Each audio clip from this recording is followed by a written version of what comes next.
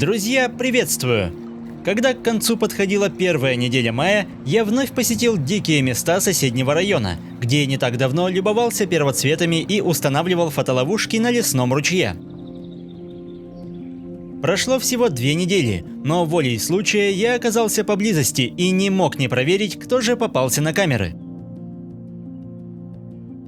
Вечерняя прогулка не удалась. Ветер набрал такую силу, что даже в теплой одежде находиться на улице было некомфортно, поэтому я решил отложить разведку до утра, ведь прогноз сулил куда более благоприятную погоду.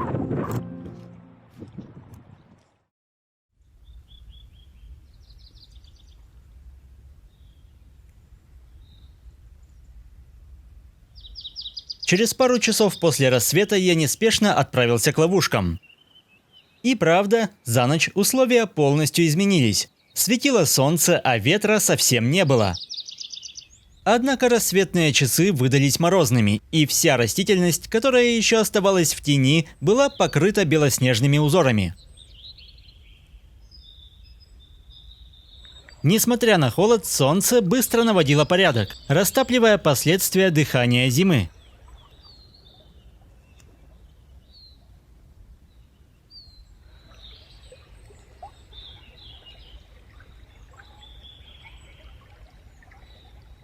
Кстати, в одном из недавних выпусков я допустил ошибку, назвав ветреницу алтайскую Дубравной. Приношу извинения и благодарю бдительных подписчиков.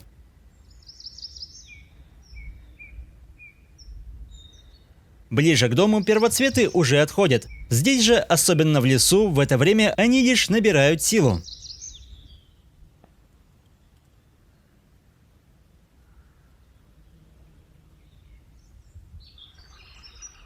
Вода в ручье стала намного прозрачнее, и это неудивительно, ведь неподалеку я нашел источники с кристально чистой водой, которые пробиваются из-под земли и наполняют этот самый ручей.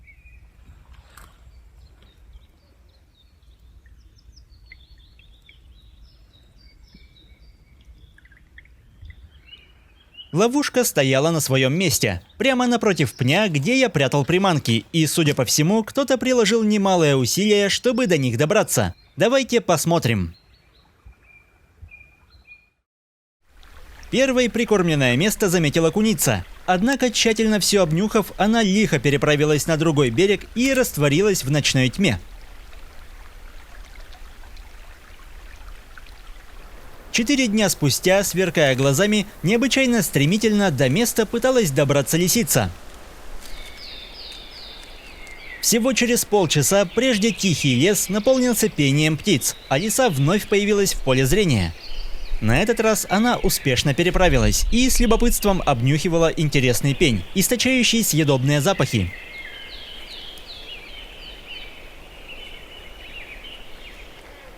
Начав с простого, хищница приступила к извлечению приманок из земли, и с этим проблем не возникало. За считанные секунды лакомство уже с аппетитом поглощалось.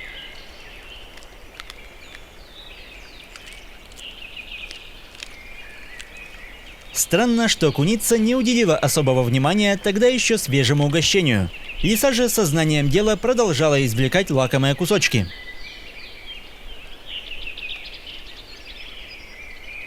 Видимо, легкий завтрак утолил голод. Приближался рассвет, и лиса отправилась в обратный путь. Но уже к ночи она вернулась, зная, что лакомство все еще остается в зоне досягаемости. Наконец настала очередь пня, который не выдержал натиска зверя. Однако все испортил внезапный шорох, и бдительная хищница сорвалась с места, но тут же вернулась, поняв, что это была ложная тревога.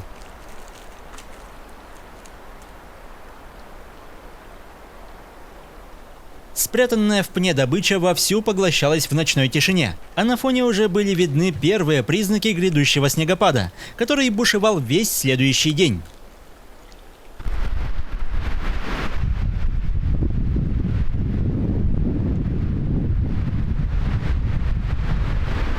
Конечно, о появлении животных в такую погоду не могло быть и речи.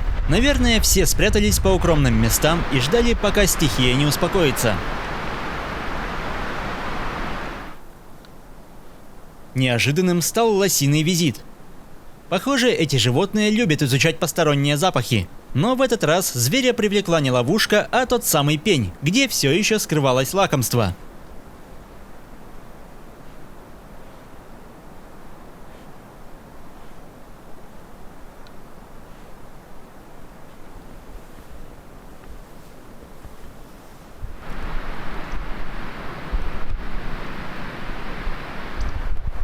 Весь следующий день снег активно таял, из-за чего уровень воды поднимался вверх.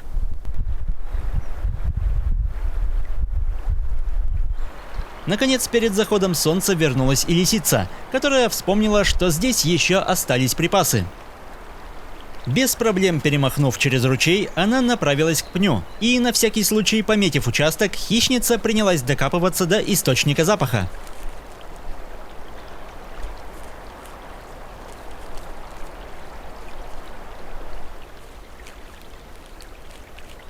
Результат не заставил себя ждать. Несколько секунд, и кусок отправился в желудок. В такую погоду даже не самое свежее мясо становится настоящим деликатесом.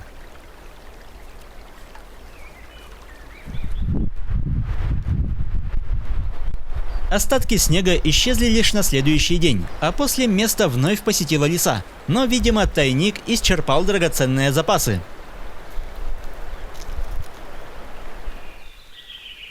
Пять дней спустя появилась куница, однако позировать перед камерой не стала. А вот в морозное утро пришел я, поэтому отправляемся дальше.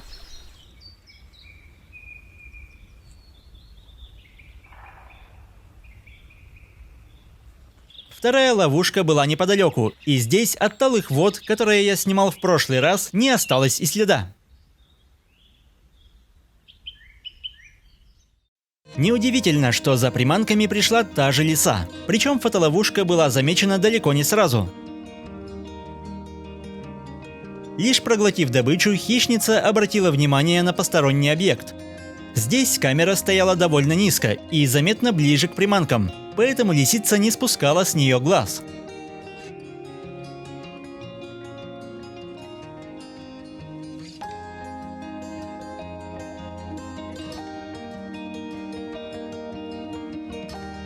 Куница лишь на доли секунды заглянула в объектив. Лоси же и вовсе не добрались до этого места. В итоге урожай получился более скромным. Зато лось в полной мере обнюхал третью камеру, которая была установлена с видом на ручей.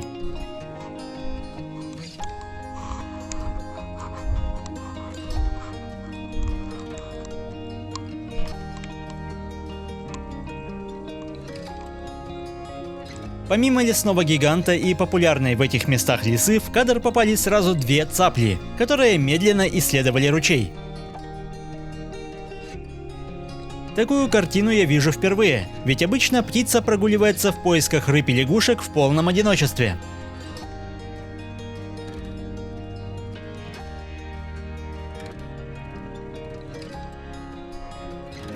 На этом прогулка не закончилась, и я направился к луже, которой посвящено уже несколько выпусков. В жару к ней приходят лоси, кабаны, а порой даже медведи. Однако пока в лесу слишком сыро, рассчитывать на интересные кадры особо не стоит. Тем не менее, на всякий случай ловушка была установлена. На обратном пути я увидел необычный пейзаж. Когда-то оставленные рулоны сена стали домом для множества растений. Наглядный пример, как природа забирает свое. Таким образом, на небольшом участке образовалась целая экосистема.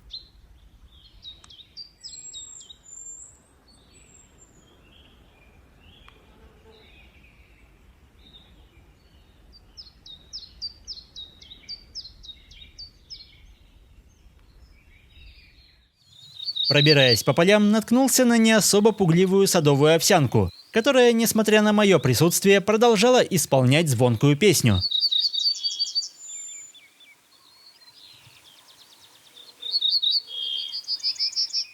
Кстати, неделю назад неподалеку я оставлял камеру с любопытным ракурсом.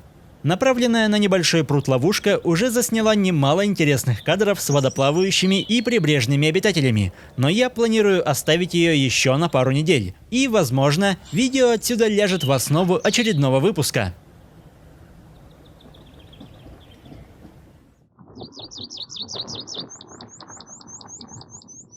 Утром за 5 часов прогулки, кроме птиц, никто не пожелал позировать. Но когда солнце садилось, из машины я увидел лося, который стремительно бежал к лесу. Кажется, любопытство перевесило страх, и какое-то время животное стояло на опушке, чем я успешно воспользовался. Жаль, света было уже не так много, но все равно встреча стала приятным завершением дня. Еще больше интересного появляется в моем телеграм-канале. А на сегодня это все лесные новости. До скорого!